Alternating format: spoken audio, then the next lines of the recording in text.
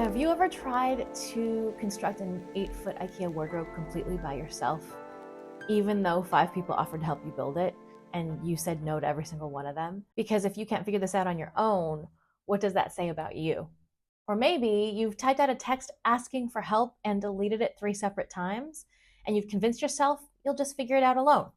Because the thought of someone seeing you struggle feels like being exposed as a fraud. Or perhaps you identify with the words hyper independent, high achieving, or maybe eldest daughter.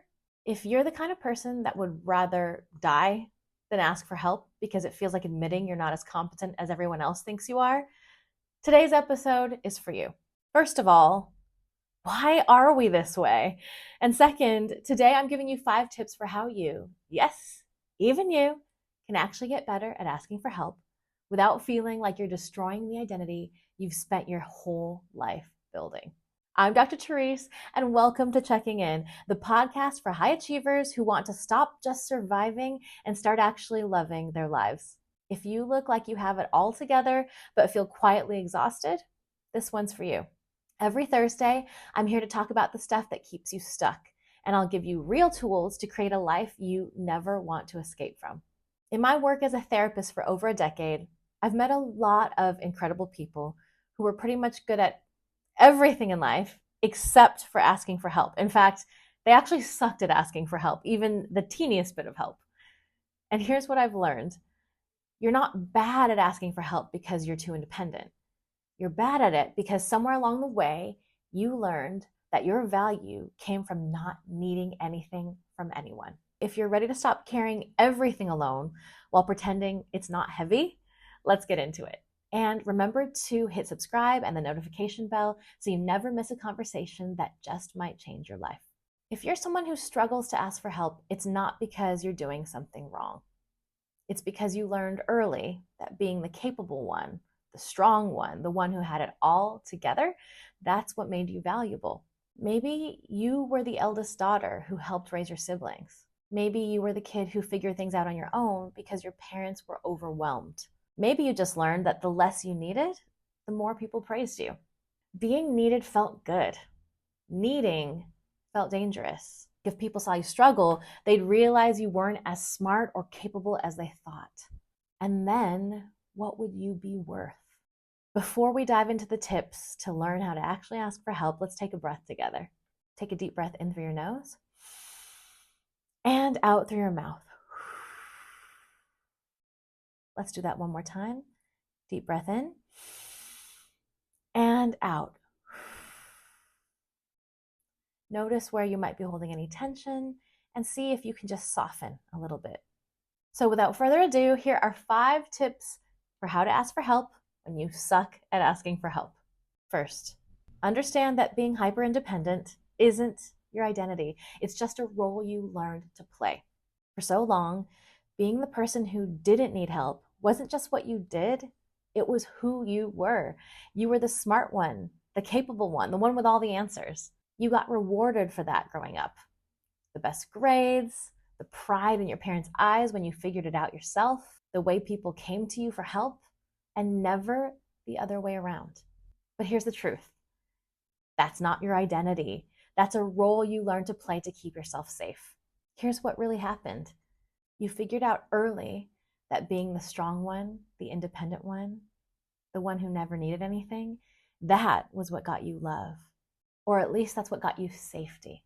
So you built your entire sense of self around not needing help. You became the person everyone could lean on.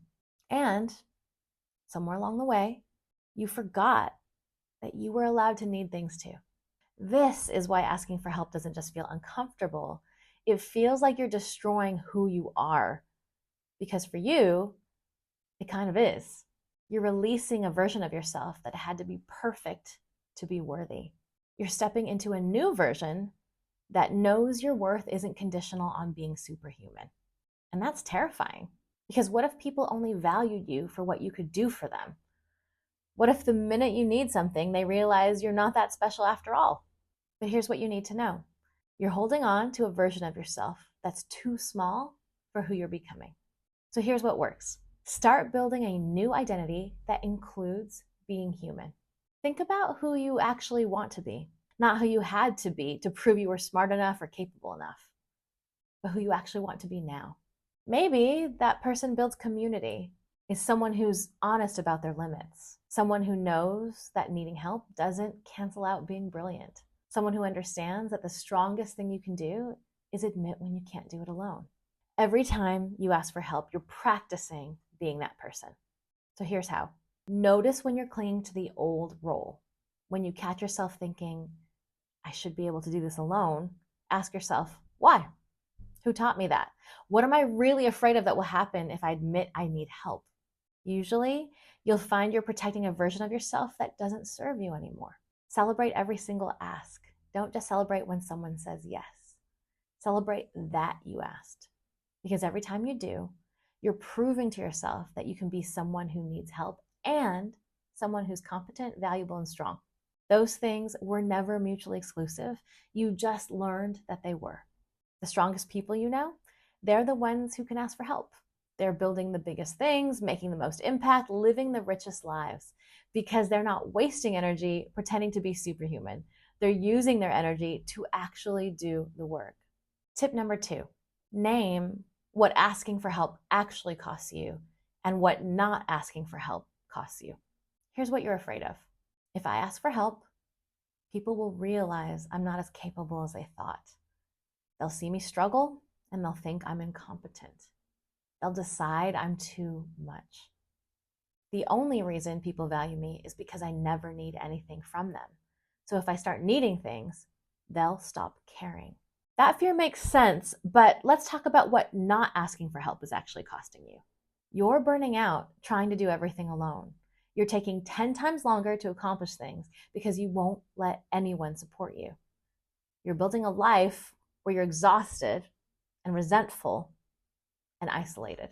You're so busy being the strong one that no one actually knows you. No one sees the real you, the messy, uncertain, sometimes struggling you, because you won't let them close enough. And here's the really painful part. The thing you're most afraid of, that people will think you're not capable, you're creating that reality because you're so overwhelmed from carrying everything alone that you're not as effective as you could be. You're not as present. You're not doing your best work. You're surviving instead of thriving. Meanwhile, asking for help would actually make you more capable, not less. It would free up your energy for the things that you're actually brilliant at. It would let you focus on your strengths instead of struggling through your weaknesses alone. It would let you build things that are too big for one person to carry. So here's the practice. Before you default to, I'll just figure it out myself, ask yourself 2 questions. First, what is this actually costing me? Not just time. What is it costing you in energy, in relationships, in the quality of your work, in your ability to be present for the things that you really care about? And then ask, what am I really afraid will happen if I ask for help? Name the actual fear, not the surface fear of they might say no. The real fear underneath. They'll think I'm incompetent. They'll realize I'm not that smart. They'll see I'm a fraud. They'll decide I'm too much and stop valuing me. Write it down and look at it. Ask yourself, is that actually true? Or is that just the story I learned to tell myself to stay safe? This works because once you see the real cost of not asking for help, the burnout, the isolation, the resentment, the smaller life, it becomes harder to pretend that struggling alone is somehow noble. Tip number 3, connect asking for help to what you actually value. Here's what I know about you. You care deeply about doing good work and showing up for people, about making an impact and building things that matter. And here's the irony. Not asking for help is keeping you from all of that. Think about it. If someone asked you, is asking for help important? You'd say yes. You believe people should support each other. You believe community matters. You tell other people all the time that asking for help takes strength. But when it comes to you, suddenly all those beliefs disappear. And you're back to, I should handle this alone. Here's the gap. What you believe intellectually and what you practice emotionally are at war. You know asking for help is healthy, but your nervous system is still running the program that says needing help equals failure. This is why you can give brilliant advice about asking for help to everyone else, but when it comes to you, your stomach drops and your face gets hot. Your values and your conditioning are fighting. So, start treating asking for help as living your values. Every time you need help with something, before you spiral into, I should be able to do this alone, pause and ask yourself, what do I actually believe about community, about collaboration, about how humans are meant to live? Remind yourself that asking for help isn't about being weak or incompetent. It's about being honest about what you can do well and what you need support with. It's about building the kind of community you believe in instead of just talking about it. Every time you ask for help, you're practicing integrity. You're living in alignment with what you claim to believe. Not asking for help isn't strength or independence. It's just old conditioning pretending to be a virtue. Here's what this can look like. When you catch yourself about to struggle through something alone, ask, what would I tell someone I love to do right now? Then do that thing. Treat yourself with the same compassion you extend to everyone else. Or try this. Keep a list on your phone of times other people asked you for help and it made you feel closer to them, more connected. When you're scared to ask for help, read that list. Remind yourself that you're not asking people to do something you wouldn't happily do for them. You're inviting them into the same kind of connection you value when people invite you in. This works because it stops making asking for help about your worthiness and starts making it about your values. You're not asking because you're failing. You're asking because you believe in building great community, and that requires letting people in. Tip number 4, ask for help as an act of modeling. Think about the people you love most, your colleagues, your friends who look up to you, your future children if you want them. What do you want them to learn about asking for help from you? You want them to know their worth isn't tied to being perfect. You want them to build lives where they're connected, where they can be vulnerable, where they don't have to white knuckle their way through everything alone. The only way to teach that is to practice it yourself. What's happening is you think you're protecting people by being the strong one who never need anything. But what you're actually teaching them is that capable people don't need help, that needing support is shameful, and that vulnerability is weakness, that you have to earn love by being perfect. And here's the hard truth. This is why you might notice the people around you also struggle to ask for help. They learned it from you. They're watching how you navigate this, and they're learning that being good at things means never admitting when you're struggling. Your daughter sees you carrying everything alone and learns that's what strong women do. Your colleague sees you never asking for support and learns that's what competent people do. Your friend sees you pretending you're fine when you're drowning and learns that's what friendship looks like. So here's the shift. Start asking for help as an act of leadership. Every time you ask for help, you're giving the people around you permission to be human. You're showing them that being excellent at what you do includes knowing when you need support, that strength includes vulnerability, that the most capable people are the ones who know how to build teams and ask for help, not the ones who try to do everything alone. You can't model something you refuse to do. If you want the people you love to ask for help, you have to show them what that looks like. So try this. Before you ask for help, think about one person in your life you want to influence. Maybe it's your daughter who's showing signs of perfectionism. Maybe it's your team member who takes on too much. Ask yourself, what do I want them to learn about asking for help? Then model that exact thing. This works because it takes the focus off your fear and puts it on your impact. You're not asking for help because you're needy or incompetent. You're asking because you're teaching the people around you that humans need each other and that being capable includes knowing your limits. Speaking of things that make life easier, can I tell you about something that's made my life so much easier? As a therapist, I used to dread the admin side of my practice. Billing, scheduling, notes. It felt like it was stealing time away from what I actually love doing. That's why I'm so grateful for TherapyNotes. It handles all the business stuff seamlessly, and their new Therapy Fuel AI can draft progress notes in seconds. It's given me more time to focus on building real connections with my clients and creating content like this. If you're a therapist who wants to spend more time on what matters to you, check out TherapyNotes using my code Dr. Therese for a free 2-month trial, or just click on the link in the show notes or description. Tip number 5, start really small and practice your way through the fear. You know how the first time you do anything scary, it feels impossible? And then the second time, it's slightly less terrible. And by the 10th time, you're like, why was I so afraid of this? That's how fear works. And asking for help is the same. Maybe you've avoided asking for help for so long that the fear has gotten huge. And the longer you go without doing it, the scarier it becomes. Because every time you don't ask for help, you're reinforcing the belief that asking for help is dangerous. Here's what's happening. Your brain learned that asking for help threatens your value. Maybe someone said no harshly once and you felt humiliated. Or maybe you asked for help as a kid and got criticized for not figuring it out yourself. Maybe you just absorbed the message that smart people, capable people, they don't need help from anyone. Now every time you think about asking for help, your body reacts like you're about to be exposed. Your stomach drops, your face gets hot, your mind floods with thoughts. They'll think I'm incompetent, or I should be able to figure this out, or I'm being too much. The only way to teach your brain that asking for help is safe is to do it anyway and let your brain see that you survive, that people don't actually think you're incompetent, that your worth doesn't disappear the minute you admit you need support. This is why the first few times you ask for help can feel terrible. Your whole body is screaming danger. But if you keep doing it, that alarm gets quieter. Your brain starts to collect evidence.